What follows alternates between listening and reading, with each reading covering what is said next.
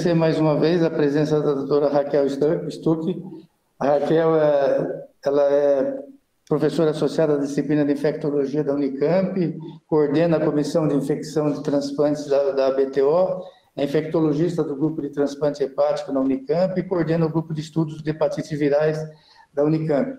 Ela é sempre cordial, sempre disponível, nós conversamos bastante sobre essas questões que nós estamos vivenciando agora em relação ao Covid, e o conhecimento dela assim, é admirado por todos mesmo, a forma como ela lida com essa situação.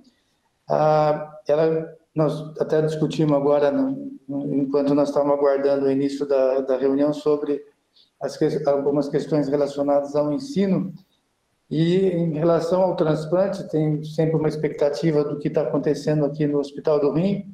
Dos 12 mil pacientes que nós temos em acompanhamento, teve 2.072 casos de Covid, uma letalidade de 26%. Nós perdemos 542 ou 543 pacientes nesse período. Nós tivemos um óbito por dia nesse período durante a pandemia. Nós fizemos várias tentativas de minimizar essa situação no transplantado que tem uma imunossupressão permanente, é diferente daquele paciente reumatológico que tem uma imunossupressão intermitente, e o paciente transplantado é aquele que está no limite, assim, onde a doença tem a maior letalidade. E nós fizemos um estudo prospectivo com vacina da Coronavac, já teve esse mesmo estudo com vacina da Moderna e da Pfizer, o resultado foi semelhante, com 3.371 pacientes. Após a primeira dose, houve uma soroconversão de 15%, após a segunda dose, uma soroconversão de 43%, e a eficácia em termos de reduzir a letalidade não teve nenhuma eficácia, foi igual nos que tiveram 2 doses da vacina ou naqueles que não tiveram nenhuma vacina, a letalidade foi semelhante, 25%, 26%. Isso nos levou a fazer uma terceira dose da vacina, da Coronavac, em 326 pacientes soropositivos, soronegativos, daqueles que no grupo que ficou sem nenhuma soroconversão, e teve só 14% de soroconversão naqueles que já tinham recebido 2 doses e que não tinham apresentado nenhum nível de soroconversão. Isso era um estudo ainda preliminar, um estudo prospectivo. Hoje eu tenho uma reunião com o Butantan às 11 horas para ver se nós vamos seguir fazendo essa vacina em um maior número de pacientes, e estamos conversando com o Ministério da Saúde também, para ver se ele disponibiliza para todos os transplantados alguma terceira dose de vacina. Essa é só uma informação assim, sobre o transplantado, antes de passar a palavra para a doutora Raquel. Então, Raquel, muito obrigado mais uma vez pela sua disposição. É sempre um prazer ter você aqui na nossa discussão, que enriquece bastante esse dia a dia, até Covid. Muito obrigado aí, Raquel. Eu que agradeço o convite, doutor Medina, e com certeza eu aprendo muito a cada momento de estar aqui com vocês e ao fim de cada reunião. O meu aprendizado também é imenso aí com todos vocês. A pergunta básica... Já tá, a tela está aí hoje, Medina, está certinho? Sim, sim. Ah, tá. Bom. Primeiro, só para a gente deixar o conceito, né, do que seria uma variante, né? Então, a gente sabe que os vírus, de uma maneira geral, e isso também vale para o SARS-CoV-2, as mutações elas são esperadas no processo evolutivo de qualquer vírus RNA, e, na verdade, essas mutações elas são uma estratégia do vírus para ele continuar sobrevivendo. Então, ele muda nessas mutações, elas podem ter uma capacidade, né, de transmitir mais, ou eventualmente o vírus pode mutar, em algumas situações transmitindo menos, pode mudar a característica, né, da gravidade das doenças e pode também levar a uma maior ou afinidade em relação aos anticorpos produzidos, tanto em quem já teve doença, como também naqueles que já foram vacinados, né? A maior parte das mutações, elas não têm nenhum impacto, né, na disseminação do vírus e nenhum impacto também nas manifestações clínicas, mas algumas mutações ou combinações de mutações podem fornecer ao vírus uma vantagem seletiva, levando então a maior transmissibilidade ou evadir a resposta imune dos hospedeiros, né? E o que a gente chama, né, que é o VOC em inglês, que é a variante of concerns, ou a variante de preocupação, que a gente, né, traduzido para o português, a variante de atenção ou de preocupação, que a gente tem usado mais, são aquelas mutações ou conjunto de mutações que levam a uma relevância clínica epidemiológica. Elas mudam um pouco, né, do que estava acontecendo em termos epidemiológicos aí em relação ao vírus ancestral, ao vírus raiz. Então, nós temos, né, duas grandes divisões, vamos dizer assim, de uma maneira mais simplista, as variantes de preocupação. Então, as variantes de preocupação são aquelas onde as mutações podem levar ou levam a aumento da transmissibilidade ou alteração prejudicial da epidemiologia da Covid, ou as mutações, ou conjunto delas, levam ao aumento da virulência ou mudança da apresentação clínica da doença, ou diminuição da eficácia das medidas sociais e de saúde pública e diagnósticos, ou a diminuição até da eficácia das vacinas disponíveis.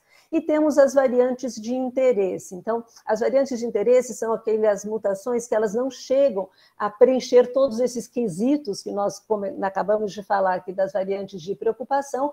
Então, as variantes de interesse são aquelas que levam alterações genéticas que são previstas ou conhecidas por afetar as características do vírus, como transmissibilidade, gravidade, escape imunológico e tudo. E elas, a variante de interesse, a gente vai ver, nós temos várias, mas elas não afetam de um modo importante a epidemiologia da doença e nem a sua manifestação clínica e também não levam a nenhuma dificuldade na resposta, no enfrentamento da resposta imunológica, né, do paciente, do hospedeiro, tanto pós-infecção natural como pós-vacina também. A Organização Mundial de Saúde optou por denominar todas as variantes, né, com as letras do alfabeto grego. Então, o que a gente, assim que elas foram identificadas, as variantes, elas começaram a ter o nome do seu país de origem, onde ela foi identificada na primeira vez, para isso não dar uma conotação pejorativa ou preocupante, ou até de algum bullying em relação aos países, né, onde as variantes foram identificadas. A Organização Mundial de Saúde, então, optou por denominá-las com as letras. Então, a variante que foi, né, de origem, né, do Reino Unido é hoje a variante alfa, que foi identificada no final do ano passado, em dezembro. A variante da África do Sul, originária da África do Sul, é a variante beta.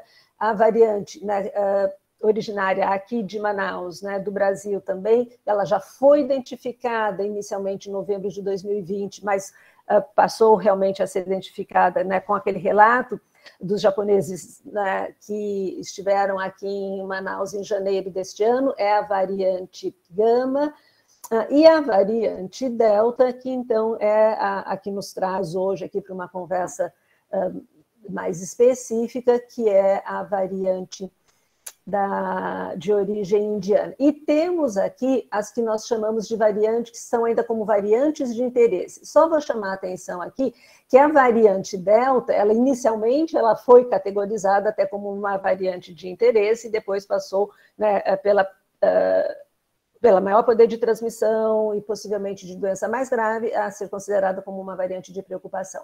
Então, em relação às variantes de interesse, eu só vou chamar atenção para vocês que é uma variante que nós podemos logo estar querendo conversar sobre como enfrentar a variante Lambda, que é a variante andina, originária do Peru, que tem trazido também uma preocupação, e a Organização Mundial de Saúde está muito assim, focada em avaliar qual o impacto desta variante Lambda no mundo todo e na Covid em si. Aqui um esquema, né? Se a gente fizesse aqui um jogo dos 7 erros, então nós temos lá, primeiro de todas, o SARS-CoV-2 ancestral, de origem Wuhan, e depois destacado a variante Delta. Então, os pontinhos ali lilás são os pontos onde há a mutação. E como o Dr. Celso Granato já estava comentando, né, na nossa conversa inicial, as mutações elas acontecem aqui. Então, isso é um esquema, né, do spike, da espícula do vírus, que vamos lembrar que através da espícula que o vírus consegue penetrar nas células humanas, né? Então, essas são as mutações, os pontos de mutação. Aqui, se a gente comparar, eu sei que está muito pequenininho, né, as variantes alfa, beta, gama e delta, né, com os seus pontos, né, onde acontece mutação, nós sabemos que da variante delta são as mutações, né, do gene da espícula, que torna praticamente preocupante. Na variante delta, a gente tem mutação no domínio de ligação do receptor, então, onde, né, a espícula se liga na célula humana, então tem 3 mutações ali, temos mutações também, né, no chamado, né, no sítio, né, da furina, da clivagem da furina, que faz com que também a variante possa penetrar uma quantidade maior até de células e com maior tem mais facilidade para penetrar nas células, e as mutações que acontecem nessa região chamada de NTD, que também é responsável pela evasão, né, possível evasão, ou a capacidade do vírus de evitar, né, ser detectado imunologicamente, então evadir dos anticorpos que são produzidos. No que a variante Delta ela se distingue das outras variantes até então? Primeiro, né, o que a gente viu até lá na Índia, no começo deste ano, a sua capacidade de transmissão. Então, a capacidade de transmissão da Delta, ela é mais de 2 vezes maior do que o SARS-CoV-2 ancestral, né, original. Eu costumo até fazer uma comparação em épocas de Olimpíada, nós temos ainda um medalhista olímpico que o recorde não foi batido, né, dos 100 metros rasos, na corrida do atletismo, que se a gente for comparar a variante Delta com as demais, né, a variante Delta seria o Bold, enfrentando aí, né, pela sua capacidade de transmissão, sem dúvida nenhuma. Então, isso tem grande impacto daí, como nós já pudemos ver, né? Nós vamos ver, né, os estudos que sugerem que, além de ela transmitir mais, alguns estudos sugerem também que ela causa uma doença mais grave em pessoas não anteriormente vacinadas. Outra grande preocupação é que a variante Delta, mesmo em pessoas vacinadas, né, ela pode causar doença, quadro gripal, e pessoas vacinadas, completamente vacinadas, podem transmitir a variante Delta. As pessoas vacinadas, elas têm uma carga viral muito alta, transmitem por um tempo maior do que as outras variantes. Se a gente considerava que as outras variantes se transmitiam em torno de 10 dias, a Delta pode se transmitir, por alguns estudos, até de 13, 15 dias, né, a sua capacidade de transmissão, e isso é maior nas pessoas não vacinadas. E as pessoas não vacinadas, né, são as mais vulneráveis, as que adoecem com maior gravidade, as que transmitem mais e por mais tempo também. Então, essa é uma comparação também, né, que foi bastante divulgada, né? Então, mostrando que a variante Delta, ela tem se a variante original ela se transmitia na taxa de transmissão 2.4, 2.6, a variante Delta, a capacidade dela na taxa de transmissão é de 5 a 8. Então, mostrando que realmente essa é uma característica dela. E aqui também, né, que foi publicado até, né, pelo CDC, que trouxe muito alarde, né, nos últimos dias, colocando a variante Delta, né, como mais transmissível do que os outros coronavírus que nós já conhecíamos, o MERS, o SARS, mais transmissível que o Ebola, mais transmissível, né, que o resfriado comum, que a influenza, né, da gripe espanhola, mais transmissível também, né, que a varíola, e uma transmissibilidade, né, segundo o que o CDC coloca, que pode até ser comparável com a varicela, que a gente sabe que é uma das doenças infecciosas mais transmissíveis que existem. E isso é particularmente importante nas pessoas não completamente vacinadas, né? Eu peço desculpa pelo slide em inglês, mas eu quis trazer um slide original até do CDC, e onde eles colocam que a variante Delta ela é associada a uma carga viral muito maior e o maior tempo de transmissão. Este maior tempo de transmissão deveria levar a uma discussão maior até dos gestores, não só públicos, mas também de Ministério do Trabalho, no sentido de talvez a gente mudar a orientação do tempo de isolamento, pensando na variante Delta, em vez dos 10 dias para os 14 dias, e aqui mostrando que a Índia, né, comprovou esse CT. Depois o doutor Celso pode comentar, quantos ciclos eu preciso fazer, quando eu vou fazer uma RT-PCR, quantos ciclos eu preciso fazer para conseguir identificar um vírus. Quanto menor o número de ciclos que eu faço, e já identifico o vírus, é porque eu tenho mais vírus ainda. Então, menores valores de CT significam, inferem uma alta carga viral. E da variante Delta, nós temos CTs sempre bem baixos, significando uma alta carga viral, né? A infecção Delta é associada com longos períodos de CT menor do que 30, então mantém longos períodos de carga viral alta, então 18 dias contra 13 do vírus ancestral, mostrando a sua maior capacidade e uma duração maior do período de transmissão também. E o risco de reinfecção com a Delta, então aqueles que já tiveram Covid, né, ter novamente, ele é alto, se a gente comparar com a variante de origem do Reino Unido, mas normalmente esse risco é maior quando a reinfecção tem mais chance de acontecer 180 dias depois do quadro inicial. E aqui os trabalhos do Canadá, Singapura e da Escócia, que mostram que sim, pelo menos nessas publicações, a variante Delta ela foi responsável por maior taxa de hospitalização, por maior necessidade de pacientes internados em terapia intensiva e por uma maior mortalidade também. Então, mudou o conceito do que a gente tinha, de que ela fosse só mais transmissível, não, parece que ela também dá quadro mais grave. E aqui uma outra mudança extremamente preocupante também em relação à variante Delta, que é esta documentação, né, de um surto de Covid pós eventos abertos. Então, em Massachusetts, vários eventos públicos foram feitos entre 3 a 17 de julho, e 346 casos de Covid, pessoas que participaram desses eventos públicos, sendo que 74% dos casos confirmados da Covid aconteceram em pessoas totalmente vacinadas, né? E, mais uma vez, isso foi possível através da testagem, e a Delta foi a variante responsável em 90% dos casos desses 346. 5 pacientes, né, desse total de 346 foram internados, sendo que 4 desses 5 que foram hospitalizados já eram pessoas que tinham vacinação completa e nenhuma morte foi relatada, né? Aqui mostrando, na verdade, o quê? Aqui o que a gente sempre falou até ter a variante Delta. Olha, em ambiente ao ar livre você pode ficar absolutamente sossegado, que o risco de transmissão é muito pequeno. Isso não vale mais quando no contexto de um predomínio da Delta circulando.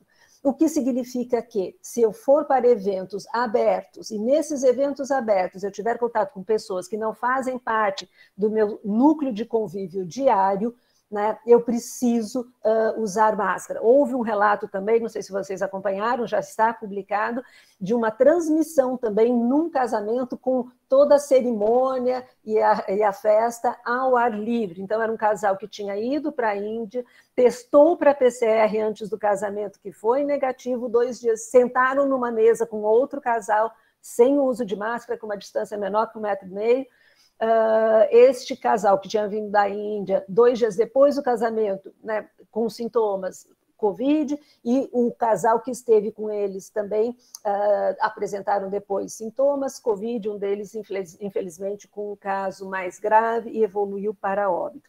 Então, a transmissão em ambientes abertos com a variante Delta, ela é possível.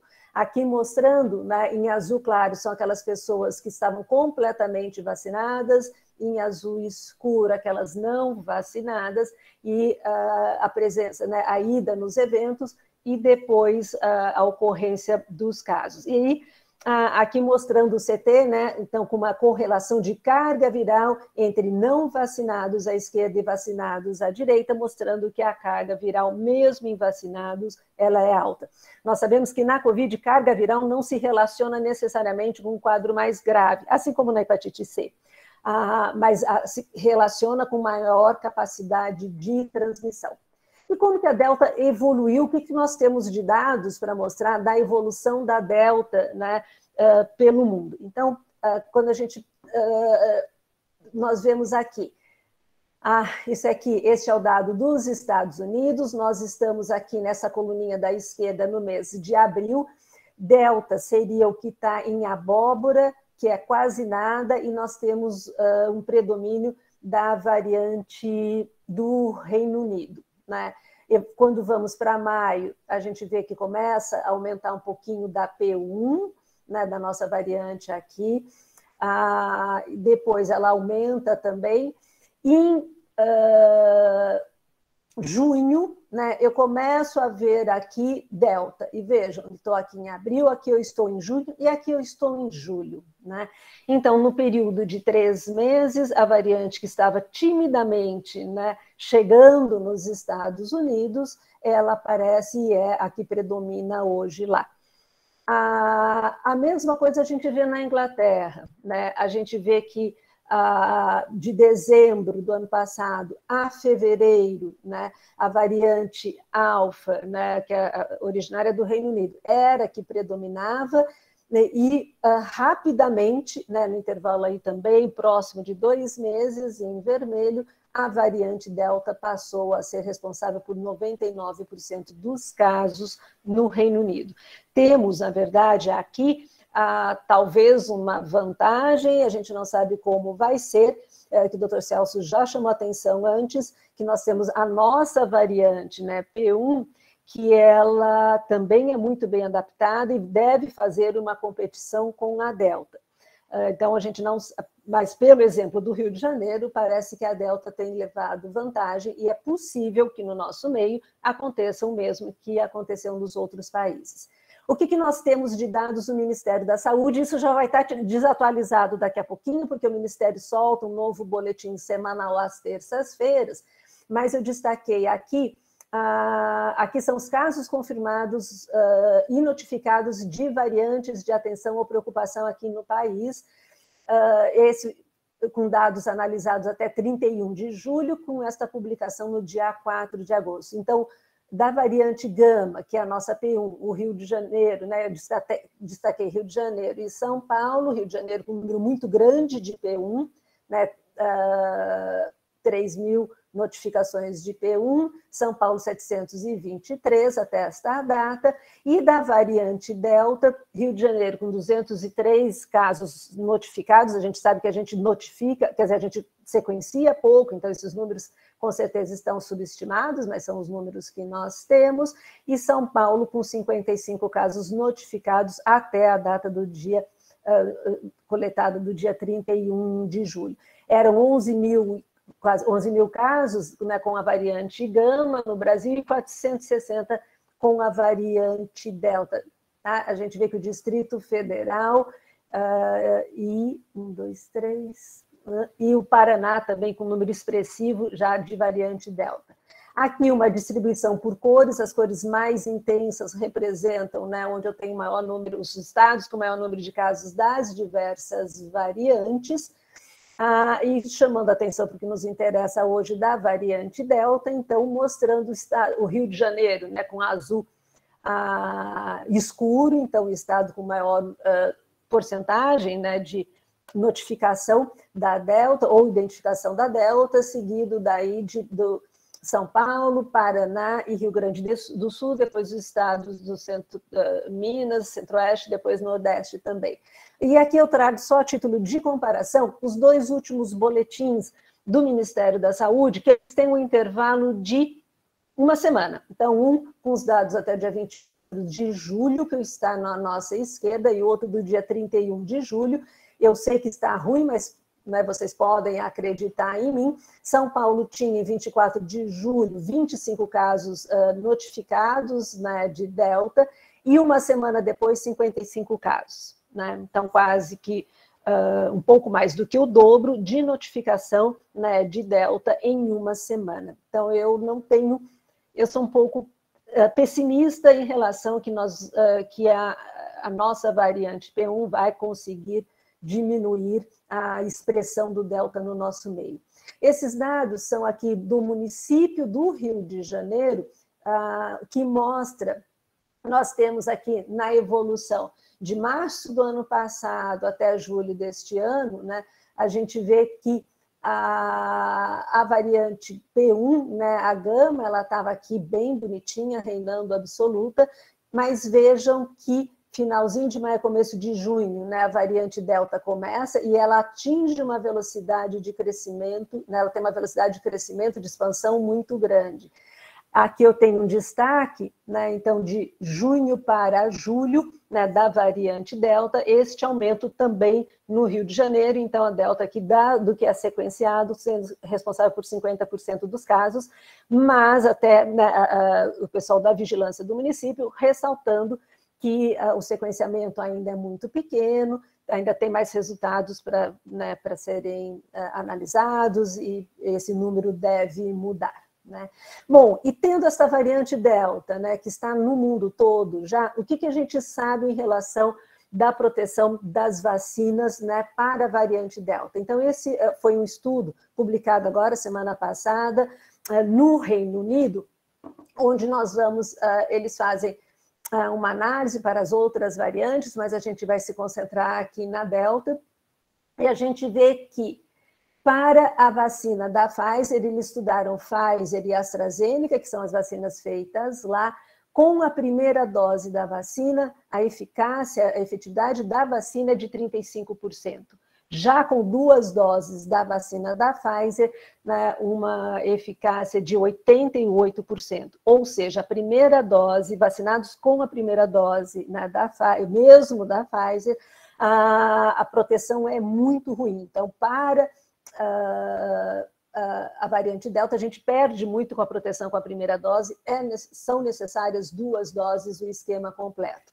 E o mesmo em relação à vacina Oxford AstraZeneca, né? Então, com a primeira dose, uma proteção, né, de 30%, vamos dizer, e 67% com a segunda dose. Então, a vacinação completa, ela é importante e fundamental para a gente poder enfrentar ou não adoecer gravemente pela Delta. E aqui a outra maneira, né, de mostrar, que está lá na tabela, então, a primeira dose, né, da Pfizer, a gente vê em roxinho, né, seria a variante Delta, há uma queda em relação à variante Delta, alfa na proteção, né, alfa e Delta, o mesmo acontece com a vacina Oxford AstraZeneca, e após a segunda dose eu tenho um aumento da proteção, né, mesmo assim um pouco reduzida, né, tanto para a Pfizer quanto Oxford AstraZeneca também. Né. Aqui está péssimo de ler, mas não tinha jeito, peço desculpas, mas eu vou contando para vocês. Esse aqui são dados, está num pré-print, mas deve ser publicado, porque as correções já foram feitas, e que ele analisa, no Canadá, a efetividade, né, das vacinas para doença sintomática, para hospitalização, então, da vacina da Pfizer, da vacina da Moderna e Oxford AstraZeneca. E fazendo a distinção também, né, de primeira e segunda dose, 14 dias depois da primeira dose, 21 dias depois. Então, a gente vê que conforme vai passando o tempo, né, então, da primeira dose, por exemplo, da Pfizer, para casos sintomáticos, a proteção de 60%, 14 dias depois da segunda dose, e depois da segunda dose, para casos sintomáticos, 85%. Né? Em relação à vacina da Moderna, 70% após a segunda dose, é muito parecido a primeira com a segunda, e para eles aqui da AstraZeneca, ainda sem dados da efetividade após a segunda dose lá no Canadá. Né? Em relação à hospitalização, né, a gente chega a ter desses dados do Canadá, uma proteção da Pfizer de 78%, né, com a primeira e com a segunda dose. Então, aqui, nos dados do Canadá, mostrando uma boa proteção com todas essas vacinas, né, essas 3 vacinas, pelo menos, né?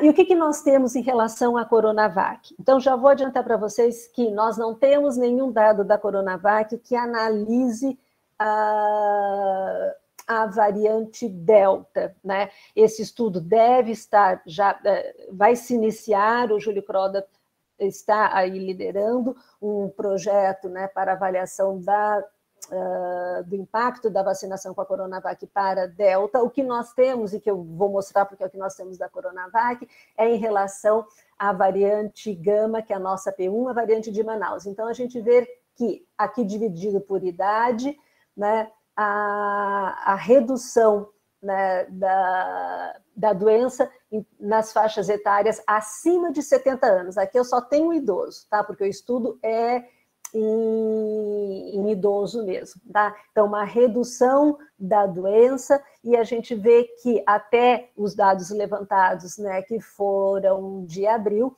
a Coronavac foi a vacina mais aplicada nesta população. Vamos lembrar que isso foi da vacina aplicada lá em janeiro e fevereiro, as 2 doses, então, da Coronavac. Entretanto, né, a eficácia da vacina da Coronavac para idosos, a gente vê que, particularmente acima de 70 anos de idade, para casos sintomáticos, né, isso diminui. Para hospitalização acima de 80 anos, eu tenho também, né, o Júlio, ele comenta muito que acima de 70 anos ele já tem grande preocupação da diminuição da eficácia da Coronavac, e isso é 14 dias depois da segunda dose, né? E para a morte é mais importante a gente ver uma diminuição também da proteção acima de 80 anos. E aqui, né, neste trabalho, também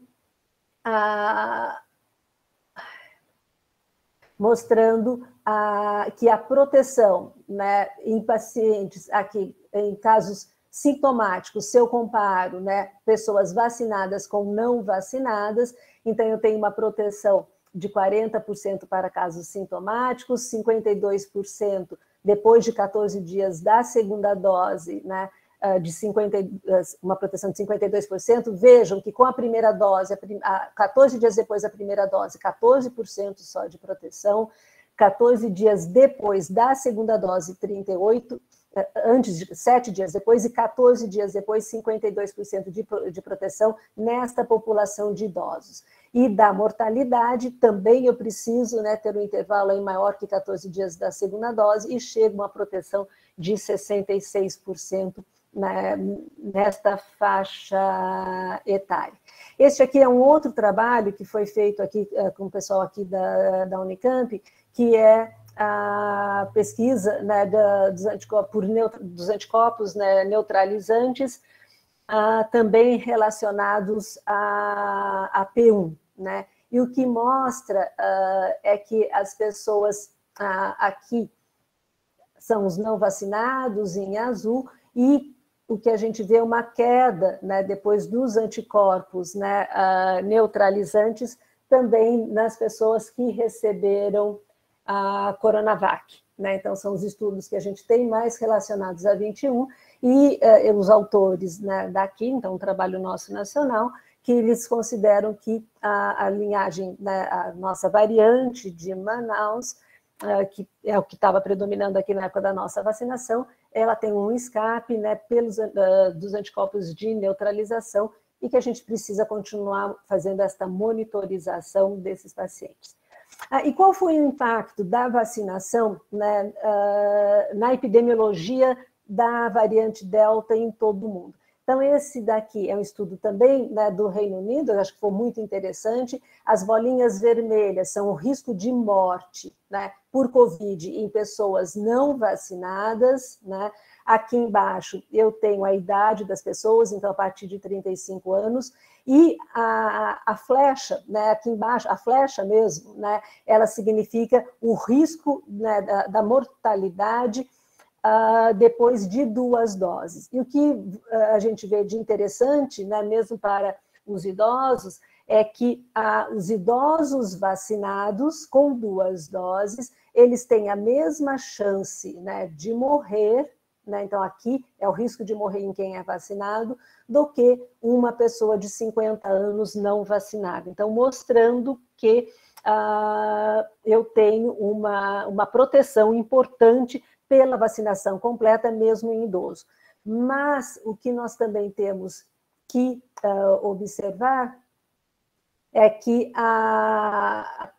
conforme, né, a idade, então, os mais idosos, eles vão perdendo na proteção da vacina. E a gente sabe que isso não é uma característica, uma peculiaridade da vacina contra a Covid, né? Nós temos o fenômeno da imunossenescência, né? Então, que explica a baixa ou uma redução de eficácia de todas as vacinas do idoso. Isso não é diferente com as vacinas contra a Covid.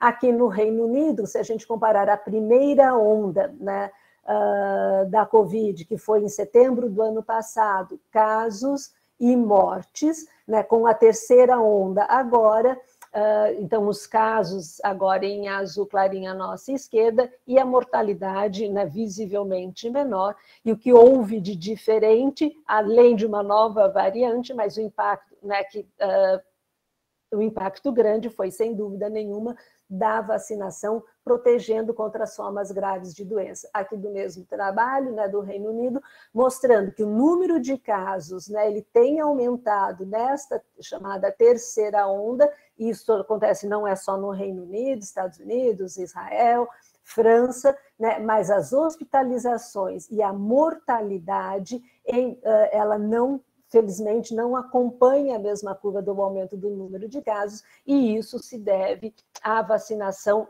completa, né? Então, uma porcentagem grande da população já vacinada completamente, ou 2 doses, ou uma dose da Janssen.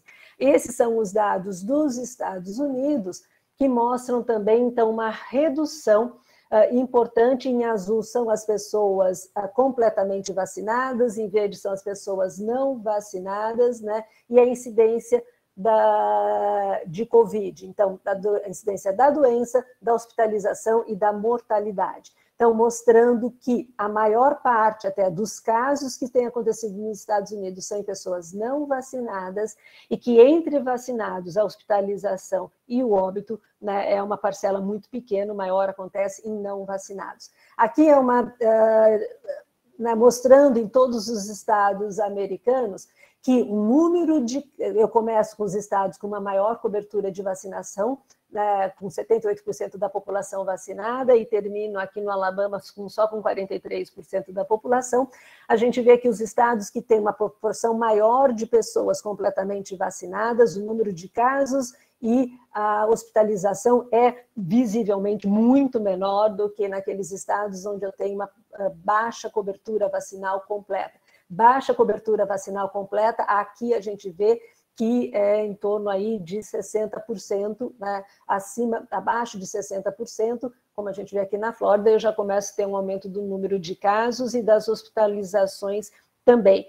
Assim, todos devem lembrar, assim, né, que o Biden assumiu nos Estados Unidos, nós tivemos um boom de vacinação, mas os Estados Unidos têm um movimento antivacina muito grande, e eles estão há praticamente 2, 3 meses com 50% só da população vacinada, completamente vacinada com 2 doses, o que reflete, né, nesse aumento do número de casos agora. Aqui uma outra forma de ver também em todos os estados, o que está destacando aí nessa cor vinho são os casos, a proporção de casos, né, de Covid reportados em pessoas que não estão completamente vacinadas. Então, é muito claro, né, que os não vacinados é que realmente estão adoecendo ali nos Estados Unidos, né? Aqui nós temos este dado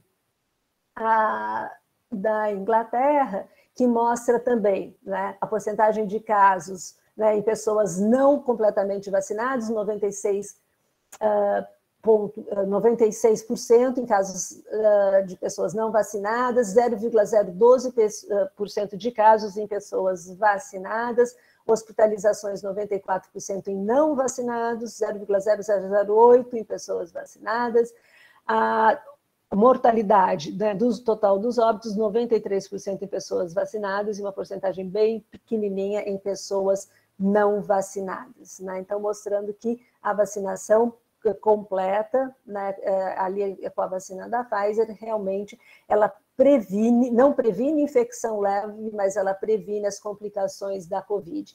Isso a gente pode ver, né, aqui com a variante Delta, é o triângulo em vermelhinho, desculpa, é o triângulo em vermelhinho, onde tanto, né, no Reino Unido, Canadá e Israel, a proteção para hospitalização, né, ela é bem boa, com a vacinação completa, e para casos sintomáticos, não. Aqui em Israel, também que o aumento significativo do número de casos acontece em pessoas não vacinadas, que estão representadas aqui na linha vermelha. E como está a vacinação, né, no mundo? Esse é o dado, né, do Our Data de ontem à noite, e a gente vê que a porcentagem de população completamente vacinada, os Emirados Árabes, né, lideram aí com 72% da população totalmente vacinada. O Brasil, nós estamos aqui com 21%, e vejo que os Estados Unidos, que estava lá na frente, né, ele está aqui com 50% e ele não consegue sair disso. E tendo uma baixa proporção de pessoas completamente vacinadas nos Estados Unidos, explica, né, essa explosão do número de casos. E a grande preocupação, né, da explosão do número de casos com a variante Delta é que você tem, então, uma grande transmissão do vírus, e ter uma grande transmissão do vírus também é uma receita infalível para o aparecimento de novas variantes. Os dados confirmados, né, de Covid, então a gente vê um aumento do número de casos, então aqui Reino Unido, Israel, França, Estados Unidos, Alemanha e Canadá, tudo bonitinho, controlado, mas aqui um aumento expressivo. Reino Unido teve uma queda bem grande, né, apesar de ter flexibilizado tudo num momento meio complicado. Ainda uma das explicações talvez seja uma diminuição da testagem, mas também, sem dúvida nenhuma, o impacto da vacinação. Aqui nós temos a taxa de hospitalização, né, à esquerda, e a mortalidade, a hospitalização em enfermaria e em UTI. E a gente vê que nos Estados Unidos uma taxa grande de hospitalização, né, diferente dos outros países que a gente viu que tem aumento também de número de casos. Qual a diferença dos outros países, né, da Europa e de Israel com os Estados Unidos? A porcentagem de indivíduos de população completamente vacinada. E na mortalidade, então, a gente vê que nesses países que têm uma ampla cobertura vacinal, a mortalidade, uma queda expressiva da mortalidade, e mesmo as taxas de hospitalização não se acompanham, felizmente, de um aumento da mortalidade. Então, para praticamente finalizar, quais são as maneiras importantes da gente enfrentar a disseminação da variante Delta? O que está em asterisco é minha opinião particular. O que não está em asterisco é o posicionamento até do CDC. Primeiro, acelerar a vacinação aqui no país, aumentando a porcentagem de pessoas com vacinação completa. Alguns questionamentos, né, algumas atitudes a gente tem que discutir, eu acho que no nosso país. Primeiro, reduzir o intervalo da vacina da Pfizer para completar a vacinação de um maior número de pessoas, né, talvez antes até de ampliar do que ampliar a vacinação, porque a gente viu que a vacinação completa é importante. No estado de São Paulo, eu acho que a gente não deve reduzir o intervalo da AstraZeneca. Redução do intervalo da AstraZeneca, ela também significa diminuição da eficácia da vacina da AstraZeneca. São Paulo está numa situação mais confortável do que se a gente comparar no Rio de Janeiro. Isso é uma balança, né? Não existe uma regra, cada estado tem que analisar a sua situação em relação à Delta. São Paulo, acho que a gente pode esperar as 12 semanas para ter uma eficácia melhor, que nós estamos um pouco mais confortáveis em relação à Delta neste momento.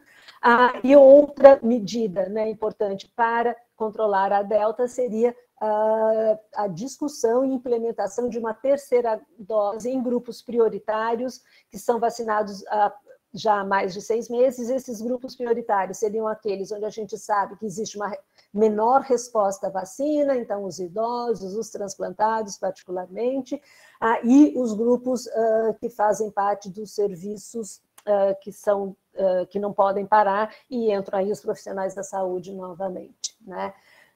E tanto para a variante Delta, né, felizmente, as medidas de barreira também continuam sendo efetivas e importantes e devem seguir junto com a vacinação. Só a vacinação, neste momento, nós vimos, né, Estados Unidos tirou vacina, tirou máscara, colocou máscara de novo, Israel tirou máscara, colocou máscara de novo. Então, as medidas de barreira, elas ainda são eficazes e importantes para controle da transmissão do Delta. Então, o uso correto de máscaras faciais, inclusive em ambientes abertos, quando eu tiver uma aglomeração e pessoas que não fazem parte do meu núcleo de convívio diário. O uso de máscaras com maior poder de filtração, particularmente em ambientes fechados, onde a pessoa vai ficar por muito tempo, ou o distanciamento não é possível, ou ela fica horas no serviço, né, em ambientes que são fechados, sem a possibilidade de ter janela. Os prédios modernos não têm janela para abrir, então a gente tem que ser realista. Então, máscaras com maior poder de filtração são indicadas. Aqui só, né, eu vi a notícia que em São Paulo o secretário de Saúde está distribuindo máscaras N95 para quem tem Covid e seus familiares, isso é extremamente importante. Evitar aglomeração, né, ainda faz parte de medidas, né, para controle da transmissão da Delta em todos os setores, e a higienização frequente das mãos. E tão importante quanto acelerar a vacinação, manter as medidas de barreira, é testar a população, mesmo a população vacinada, né, se tiver sintomas respiratórios ou se for contato de paciente com a Covid. Aqui lembrando, então, né, do caso dos Estados Unidos, que testar foi fundamental, mesmo em pessoas vacinadas. Era isso que eu tinha separado para a gente conversar. Eu agradeço. Antes de agradecer a Raquel, lembrando que na próxima reunião o professor Celso Granato vai falar sobre a evolução dos testes diagnósticos para a Covid-19. Ele já falou há alguns meses atrás sobre esse assunto e vai atualizar. Eu queria passar a palavra para a Raquel e agradecer mais uma vez, Raquel, sempre a sua cordialidade em todos os aspectos, assim, preparando uma aula tão brilhante assim e colaborando com todas as nossas necessidades, colaborando muito assim no controle da parte infecciosa dos pacientes transplantados, que é a parte mais dinâmica do transplante, está relacionado à sua atividade. A nossa é muito um cotidiano. Muito obrigado, Raquel.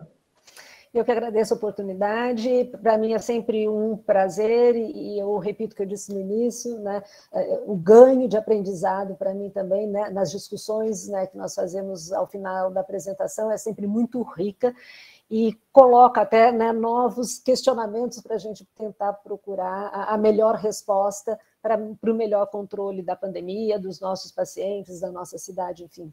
Eu agradeço, Medina, então, aqui a oportunidade de estar aqui novamente. E parabenizo você também pelas reuniões que você sempre organiza.